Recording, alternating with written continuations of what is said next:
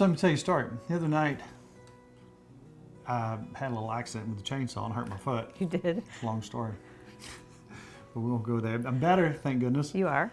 But Nikki fixed dinner for me, had my foot up, and she came up with some, like a turkey breast and some peas, I fresh roasted peas potatoes. and carrots. I roasted, And roasted potatoes. But then on the side, she had this little piece of bread looking thing. And I'm like, okay, well, you know, I'm eating along. Everything's so good. I love fresh peas too, by the way. You do. So she comes up with this, and I take this up to take a bite of it. And it's so delicious. And that was this pumpkin bread. That's right. I would think you'd have it for dinner. She had it with dinner. I know. You could have it for breakfast or dessert. Can you imagine taking a piece of that pumpkin bread and making French toast out of it? Oh my goodness, you wouldn't even need syrup. Because this is like dessert. All right, so anyway, back to the pumpkin. I'm sorry, I get to That's talk okay, about because food. you know me with having pumpkin, I got to make pumpkin everything. Oh, yeah. You know, there's even pumpkin rice pudding. We could do pumpkin everything. That might be good. That might be taking it too All far. right, so we're going to do a pumpkin bread, and this is so simple and so easy. All right. And what I've started with, I have 2 cups of all-purpose flour. Okay. And in this little bowl, I've already measured out, I have 1 teaspoon of baking soda, a teaspoon of cinnamon, half a teaspoon of baking powder, half a teaspoon of salt, and a 1/4 teaspoon of ginger, and a 1/4 of nutmeg. And I'm going to put this in. So good, trust me. And I want to whisk it all together, so we mix it. This is really simple. So I'll mix together. And now I have melted a stick of butter, which is half a cup. Gotta have butter. I wondered why that was so good. Gotta have butter. Butter. We got butter. We got 2 eggs.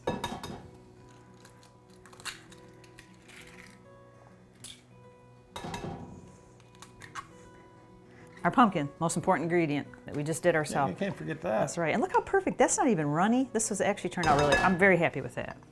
We got to have sugar, 1.25 cups sugar. I know it's a lot of sugar.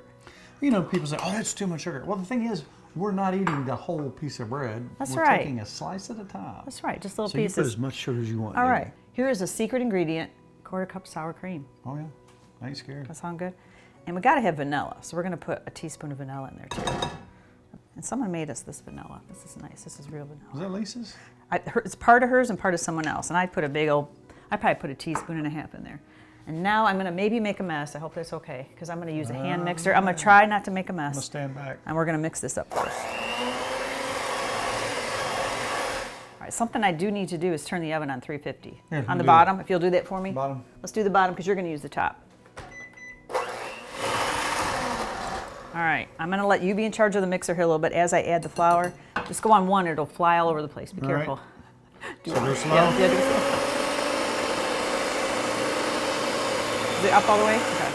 You're having fun. You're having fun mixing, aren't you? Yeah, I was watching the little patterns. You're that having they- fun mixing. And that is Is that it. your way of telling me you're done? Yeah, but you were having fun. I'm letting you go. You're having fun.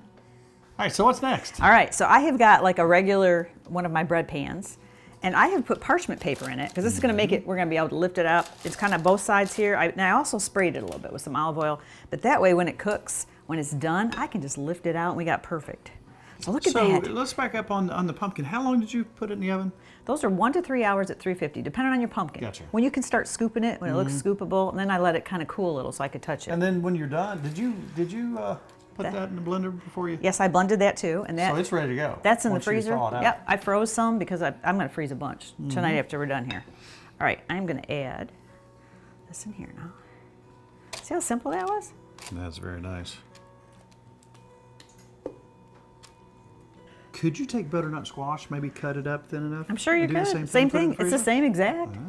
Good idea. You want me to work hard, don't you? That way you don't waste stuff. All right, I got a little on here.